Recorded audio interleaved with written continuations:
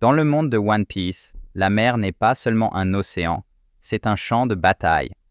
Depuis que Gold et Roger a révélé l'existence du légendaire trésor One Piece, des pirates surgissent de partout. Certains cherchent la liberté, d'autres le pouvoir. Mais pendant que de nouveaux pirates prennent la mer, une organisation mystérieuse commence à agir dans l'ombre.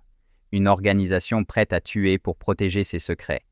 Et au même moment, un jeune pirate au chapeau de paille continue de naviguer vers son rêve. Son nom est Monkey D. Luffy, et sans le savoir, il vient d'entrer dans un conflit beaucoup plus grand que lui. L'épisode s'ouvre dans une base de la marine située à Shellstown. La nuit est calme.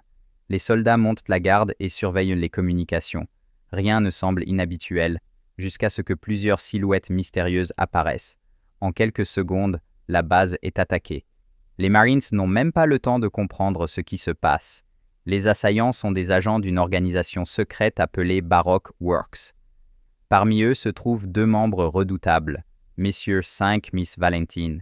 Mais la personne la plus impressionnante est une femme mystérieuse et terrifiante. Miss All Sunday. Elle possède un pouvoir étrange issu d'un fruit du démon. Elle peut faire apparaître des bras partout autour d'elle. Les Marines sont complètement dépassés. Les soldats sont immobilisés, neutralisés. Certains sont éliminés en quelques secondes. La raison de cette attaque devient vite claire. Les agents de Baroque Works recherchent un ancien membre de leur organisation, Monsieur Seth, mais lorsqu'ils trouvent son corps, ils comprennent immédiatement ce qui s'est passé. Monsieur Seth a été tué, et l'homme responsable est un pirate bien précis, Roronoa Zoro. Pour Baroque Works, c'est une insulte, et surtout un problème, car leur mystérieux chef, Monsieur Zero, n'aime pas les échecs. Les agents quittent alors la base avec une nouvelle mission, retrouver les pirates responsables. Au large, le navire Going Merry navigue tranquillement. À bord se trouvent les pirates que tout le monde commence à craindre. L'équipage du chapeau de paille, Monkey D, Luffy, Roronoa Zoro, Nami Usopp, Sanji. Après les événements de la saison 1, leur objectif est clair, trouver l'entrée de la Grande Ligne. Mais il y a un problème. Il manque de nourriture, de matériel et d'informations. C'est alors que Nami propose une solution. Ils doivent faire une escale dans une ville très spéciale, une ville historique, une ville où tout a commencé, Logtown. Logtown est célèbre pour une raison simple. C'est ici que le roi des pirates, Gold D. Roger, a été exécuté. Et aujourd'hui, la ville célèbre l'anniversaire de cet événement. La ville est remplie de monde, des marchands, des pirates, des voyageurs, et surtout, beaucoup de Marines, car la sécurité est assurée par un capitaine redouté de tous. Un homme qui chasse les pirates sans pitié. Smoker. Son pouvoir de fruit du démon de fumée le rend presque impossible à combattre. À ses côtés se trouve sa fidèle partenaire, Tashigi, une experte des sabres. Pendant que l'équipage explore la ville, chacun poursuit ses propres objectifs. Nami cherche des vêtements. Usopp admire les gadgets. Sanji cherche des provisions. Luffy lui veut voir l'échafaud et Zoro cherche de nouveaux sabres. Dans une petite boutique, il découvre une épée très particulière, Sandai Kitetsu, une lame réputée maudite.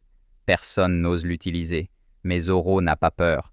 Pour prouver sa détermination, il lance l'épée en l'air et tend son bras. Si la lame est vraiment maudite, elle le coupera. La boutique entière retient son souffle. La lame tombe, le touche sans le couper et tombe devant lui. Le vendeur, impressionné par son courage, décide alors de lui offrir une autre épée précieuse en plus, le Sandai Kitetsu. Mais l'équipage n'est pas seul en ville. Deux anciens ennemis sont également présents. Buggy et Alvida. Ils veulent se venger de Luffy parce qu'il a détruit le navire de Alvida. Et ils ont un plan. Buggy capture Luffy et l'emmène au sommet de la place d'exécution, le même endroit où Roger est mort. Son objectif est clair, exécuter Luffy devant toute la ville.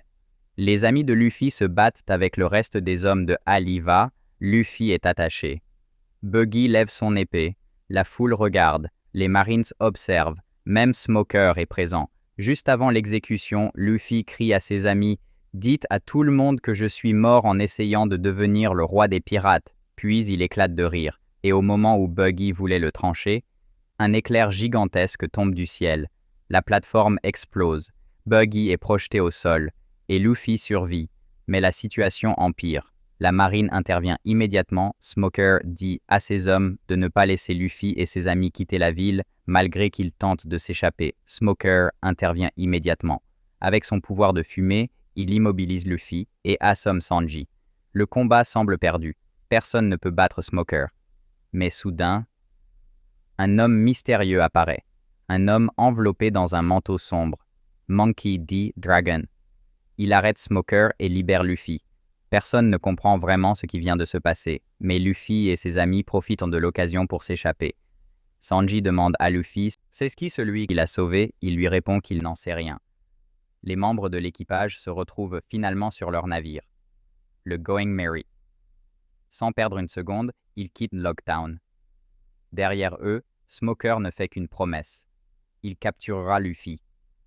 Pendant ce temps, le navire des chapeaux de paille arrive face à un gigantesque passage maritime. L'entrée de la mer la plus dangereuse du monde. Reverse Mountain. La porte vers la légendaire Grand Line. L'aventure ne fait que commencer.